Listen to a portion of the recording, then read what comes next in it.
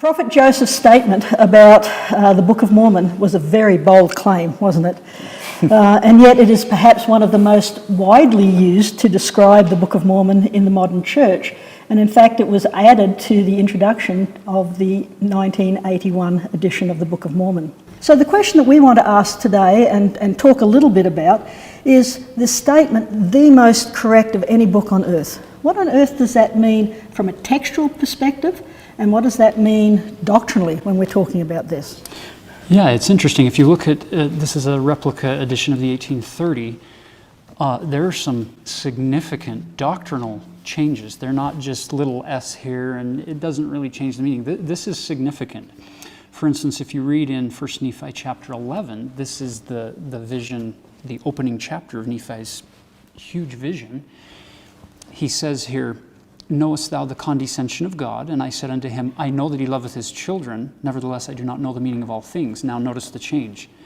"And he said unto me, Behold, the virgin which thou seest is the mother of God, after the manner of the flesh." Now, that creates all kinds of reaction in the 21st century, but that even created reaction in the 19th century. Mary being the mother of God after the manner of the flesh. So Joseph comes in the 1837 edition and changes it to, "Behold, the virgin which thou seest is the mother of the Son of God." I think Joseph knew what Nephi meant. I think we know what Joseph meant.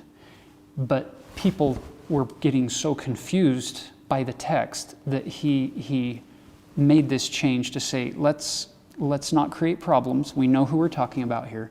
And then it repeats in chapter 11, verse 21, just 3 verses later. "The angel said unto me, Behold the Lamb of God, yea, even the eternal Father," which Joseph adds, "Yea, even the Son of the eternal Father," which now is in our current edition. But that doesn't mean that we don't have in other places in the Book of Mormon where we have him teaching that Jesus is God, right? And That's sometimes correct. in the eternal God and things like that. It's just in these ones that he chooses to make that difference. Yeah, and it's interesting that Joseph doesn't make any of those changes in Mosiah 15, for instance. He leaves it with the original context. But most of these big changes seem to take place in 1 Nephi. I think it's actually a fascinating thing, and while we're thinking about that, there's a certain sense in which Joseph regards the text here as just a bit plastic, just a bit supple, right?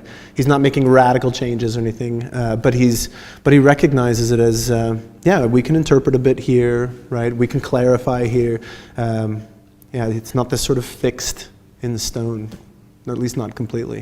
Which again speaks to the fluidity he sees in this text. Yeah. And that he doesn't see that doing these kinds of things ruins the message. It speaks to me the final line in the title page itself.